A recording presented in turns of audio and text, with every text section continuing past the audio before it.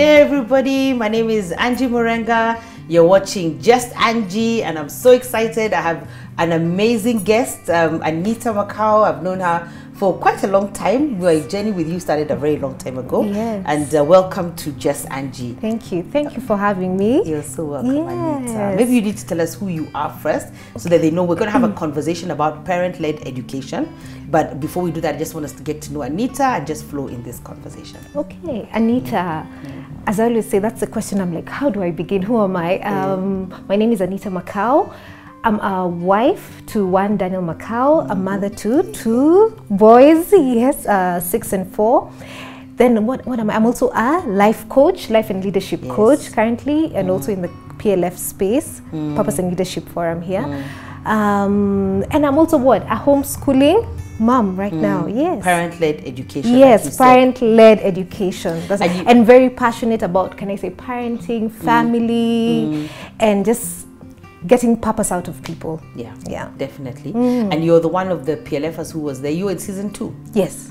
That's such a long time ago. It's just, it sounds like a... like a dream. Like a dream somewhere that happened. But you were in season 2. And you know, we're in season 28 of PLF. So that's like a lifetime ago. But it feels like, because someone was asking me about the course now, wanted to come in. She came for the Saturday class. And I told her it is so different from when we did it. Ours was in a sitting room, Holy Spirit led in your house. It was very, so I was just telling her it has grown. And it's amazing really to see what God has done. Yeah, and I remember you're the Anita who, remember when I was sick, there was once I was really sick. And I was like, this, it was, I think before season 5, I think. Yes, I think it was 5. And I was so sick, and I was like, and I could tell that the attack had come because of the PLF class. So I was like, I can't die because of these people. Jesus Christ died for us. How would you die for people? I told God, it's a wrap. So I remember I told you and Melissa to go and shut down that class. I shall pick it up on you. And you guys went and prophesied instead of shutting down the class. But thank God for leaders who went and did what God wanted to do, because we're still here. Yeah, but it's because of you. Can you imagine the grief? As you said, I have given you stress, even prophesying, kicking and screaming, but we did it. But it was amazing, Pastor Angie. I know. Yeah, just sitting and seeing how you have lived your life and the impact it's had on us. Honestly, you're the one who got me off, can I say, on the prophetic journey and just being bold and stepping out. I know. And you know that particular class, I'll never forget that one day, you know, my life is of drama. And you know, I told you, God works with people how you work. If you're a quiet person, you'll be quiet. Yes. Me, the more for effect. If I really want to know God is here, He has to pull another move for, I'm here. So I remember one day I was going to teach class. I think it was either class 9 or 8, I can't remember, season 9 or 8. And I usually don't engage with my phone or anything like that because I don't want any distractions. And those are the days I think I used to do almost all the classes. I think Dave Marvin used to do 1 or 2, but I was doing most of the classes. And so I don't usually interact with my phone. But that day my phone, I was praying in my office, then my phone was on my desk, and then it rang and it showed Afghanistan. Hey! First I stood, I'm shocked. You know, we're so silly. So I was waiting for the phone to explode. Can you imagine? Just because it's written Afghanistan. First of all, I don't know one in Afghanistan. So I looked at the phone in shock, and then I'm thinking, look at me now. Stereotypes. This phone is about to blow up. Who's calling me from Afghanistan? Either I pick the phone, which I don't do before I go to a class, or when I'm about to minister, the phone is furthest away from me. So I picked the phone. In trepidation, in fear. And there's this man on the other end of the phone talking about how you and Melissa, because he was in that class, but he only did 3 seasons of PLF, and he left. But everything you told him, he said step by step, whatever, and he was looking for you as well. Whatever Anita told me, step by step, I'm on point. Let's say there were 5 points. Yesterday, point number 5 happened, and I'm in Afghanistan. And the way he was like, this is so much rubbish. This is such nonsense. I remember him. This is so foolish. You know, I love those ones. They make me happy because I know God is going to come down. He'll appear. He'll be sitting on your bed. Something has to happen where he shows you, I am God. So that guy was like, this is so much rubbish, so much nonsense, but he just listened to you to be polite. He wasn't even Kenyan. Hey, but then he was looking at us. I remember, no, the ones for, yes, like you guys just continue with your nonsense. But thank God, the testimony is that he said, point number 5. He explained every point. And he said the 5th thing Anita said happened yesterday. So I need her number. and where is that PLF manual? Since I only did up to class 3, Yes. Can you please send it? Because if this has happened with only 3 classes, God knows what's going to happen to the rest. Anyway, so that's how I remember how powerful that class was, and everything went on with there. But in terms of your journey of parent-led education, I think it begins with you stopping to work. Can we begin there? Okay, stopping to work. Hey, that's another long story. I hope we have time, no, but I'll try to summarize it. My decision to stop working started like I think 2 years before I stopped working. I just reached a season where I kept asking myself, is there more to life than this? I think even when I went into the workspace, even before I used to ask my mom, I'm like, Mommy, as in every day for 30 years, you've been waking up at 8, going to work, coming back at 5, every day, no change. And she'd be like, yeah. And then she used to wonder, what is this child asking me? And I'd be like, there's nothing more. And even as I asked, I didn't know if there was anything else, but I just kept feeling there must be more. But anyway, as a good child, I went into, finished my degree, got a good job immediately and began. So I started feeling the unrest. I'm like, God, please let me go. Then I'm like, okay, where do you go? So I said, okay, if you're leaving work, you must do what? Start a business. So I talked to my husband and I said, hey, let's start. Let's plan this thing so that I can exit. You know, So we started planning. But you know, when you're just doing something as an exit plan, you keep I remember when someone came to the office, a lawyer, to help me register a company. But somehow that story, I don't even know what happened. It just ended. I can't even explain. But then I was like, okay, fine. So if there's no business, then it means there's nowhere I can go.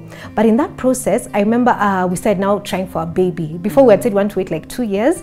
And as we began to try, I remember I had always said that when I have kids, I want to be more available. That's what you had said. Yes. You had purposed that in your heart. Yes. In fact, now when I went through life coaching much later is when I went back and remember, even as a child, I would actually say, I want to be able to pick my kids and drop them. And I don't know why I said that. It's one of those things you say and you don't think much about it. So I got pregnant, I think in, was it February? That was what year? That's a long time ago. I'll remember the date. So when I got pregnant, in April, I lost the baby. But I remember when I got pregnant, I was so excited. I was like, oh my goodness, I'm resigning in November. I was so happy. I didn't even know. This was the motivation. This was like now my exit plan. This was your exit plan. Because now I was thinking, that's why people, I was like, how do I just go and resign without a reason? But you know, that's what you want. That's what I was going to say. What you were looking for, well, is a reason for the world. You needed to explain to the world. What normal human beings leave work. Exactly. So you wanted to be pregnant, so you leave work and say, I'm pregnant and I want to raise my child. Exactly. And even that's still a hard one, but we'll get there. So I was very excited. But now when we lost the baby, I remember just sitting with God. I was very crushed. And even as I was praying, I remember in the midst of it all, God saying, you know what, Anita, you can't use that as an excuse, you know. You need to be able to stand up and speak for yourself. And I knew that's what he was telling me, but that's not why the baby passed away, but that was part of the process. And I kept saying, okay, fine, God, I'm ready. When you speak, I will go. But God was not speaking. And one thing I was clear, even all those years as I'd cry to God, I'd be like, I can't move unless God has spoken. I think, yes, I know enough than to move without God's will. But there are times I'd be like, okay, God, if you don't let me go now, I'm going to get fired. I used to feel like my energy is gone. Pastor Angie, I remember I'd sit at my desk and I'd feel like I'd be given a project and it would take all of me. Have I looked for energy? Yes. And I'd still do good work, but no one knew what it was doing to me. I felt like I was dying. And I'd talk to people, but you know how you can tell someone something, but you feel like no one is seeing. No one is hearing. Yeah. And I didn't know why. So I remember one day I was sitting in the house on study leave, and I was just sitting on the sofa looking out of the window.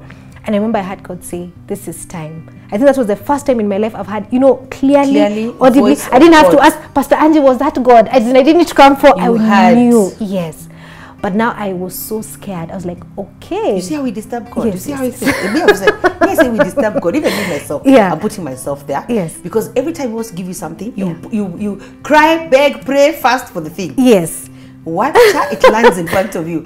You're like, hey, wait a minute, that's not exactly what I was saying. So now he has said yes. This should be a jumping joy moment. But now it is fear and trepidation. I'm like, oh my goodness. So I remember I sat nicely, I waited for my husband to come home. So when he came, I told him, hey, God has spoken, I am free. You know, he just looked at me. He said, Anita, what are you smoking? There's nothing like that. He's like, first of all, you're a career woman. Okay, that's everyone thought I was very career focused, heading for CEO, as in everyone just knew that I'm on a roll. Yes. So when he said that, he's like, Anita, are you sure? And he was like, okay. So he's like, okay, fine. He's like, if that's what God has said, he said, then let God speak to me also. Wow. And I was like, that's wow. a good answer. Good answer. Good answer, Makau. Yeah. But that was good. Good and I wanted God to speak to him. You know why? Because I told him I never wanted him to look back and say, you made me. Yes. It had to be a decision that God had spoken to both of you. Yes. And then also it's important because it had to be a confirmation. Yeah. Because the Bible says in a matter of 2 or 3, a matter is established or confirmed. And I think that's the right way. Let him confirm it to somebody else. Because even out there, I'm thinking maybe there's somebody out there who's frustrated.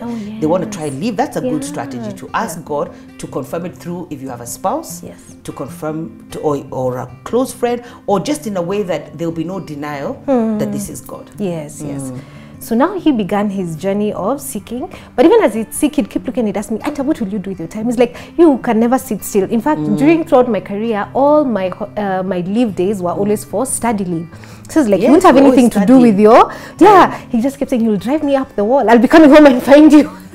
And that's funny because you're the second person I've heard that. Where the spouse says, usually the husband, that you're going to drive me crazy. So they want to agree to you to stop, to quit, because what are you going to do here? You're just going to drive me crazy. So that's good. That's a good fear. And we've addressed, I think that's a good fear to address, that it's true. And it's that they would think that maybe you're just going to drive me up the wall here. And me, I want to focus on my life and we're going this way and things are smooth. And now you're going to start causing problems. And rocking the boat that is flowing the boat. Then another thing that was going to be key is financially, because it meant getting rid of one income. And I remember at that point I was earning a bit higher than he was. So for us it was for, oh my goodness. So it's the high income that's going. Yes. So we're like, how will we survive on one income? So there was all this, and I was like, but you know what? I was like, if God, you've spoken, we know we can do it. So as he was praying and seeking, I remember we went on a week, 2 weeks. How's the you there? I know you like rushing things. Yes. Weren't you checking whether he's really seeking? I know you so well. Weren't you going to check whether you know? Are you sure this guy is gonna get it? You, Makau, are you really checking on God? I can imagine. I'll tell you how God checked me. But even before that, I focused on him. Now, what happened is after he released me, now even I went through my own for God. So now you please confirm to me again. Now this is a very personal journey. Yes, I was like, okay, God, what? I'm like, just let me know that I'm doing the right thing. So what used to happen is I'd wake up early to have my devotion before I went to work. So one morning, because I kept saying, okay, fine, yes, I'm leaving, but I still have to have a plan. And I was like, you know, in this month we can craft something, you know. But when I went, I was doing my quiet time. I remember God led me to the story of Abraham, where he was told to leave his mother and father's house and go to a land that he did not know. That God would show him. Exactly. And God said, you know what, Anita, until you leave, you will not know. Show you. Yes. And I remember that day, I just closed my Bible, and I'd never done that. I closed and went back to bed. Amen. Back to sleep. Yeah. But that's very important because this is where I tell people, the Bible says that your word is a light unto my feet and a lamp unto my path. Yes. But for us, we want a spotlight. We want stadiums with 500 lights illuminating the way. But if you look at God, because if you study him and his patterns, that never happens. Even Moses, in order for the water to part, you have to step into it. Even the Israelites, and if it wasn't stepping in, he had to extend his rod. The Joshua, the guys who were crossing, the priests had to enter the water. There's nothing that's going to part while you're standing safely on the shore. True. That's the only hardest thing about God. Even faith. Faith means there's something you have to do. Because that's why it says faith without action is dead. There is an action that is going to take this faith and move it forward. But unfortunately for us, we want to know what the plan is first, and then now we'll step into the plan. But God doesn't work like that. And then if he does, like Joseph, show you the plan, he doesn't show you the in-between. It's true. So he says, I can show you the end from the beginning. So he'll show you this is the end. But the middle part, great omission of details. The drama and details that are going to take place in getting there. And that's why I think he says it's a mystery. He says that your thoughts are not my thoughts, your ways are not my ways. And even I love the fact that as we draw this part to a close and go to the next part, but what I love about it, even in prophecy, it's only in part. It can be 2 hours of prophecy, but it's still in a part. Because God will never reveal everything. Everything is part. You have to leave the part where he is God. You have to leave the mystery. He cannot just tell you everything that's going to take place. Even if he prophesies whatever to you, always know that that's a part of the prophecy. But I think it's good because you're speaking to somebody who wants an assurance that this is God, because He's already spoken. And I think when it's good that He's God. Yeah. Because for me, I can't speak again. See, I spoke. I spoke once. What is all this confirmation business? I said it. Did I say it? Yeah. But then He has mercy. Yeah. Because even who had the fleece? It's Gideon, who said first it should be wet, then the ground dry. Yes. Then the ground dry, then the fleece wet. So Imagine. at least he has a history of Hey, people but who have there been he was disturbing so him for long. patient. Hey, yeah, for Gideon. Hey, yeah. For Gideon, Hey, even really for Anita. yeah, it's okay. Anita, But it's he true. was very patient. He was but he's for such all a of us. patient, loving Loving father. father. Honestly, sometimes I look at what he's done and I'm like, you're so patient. Yes, yeah.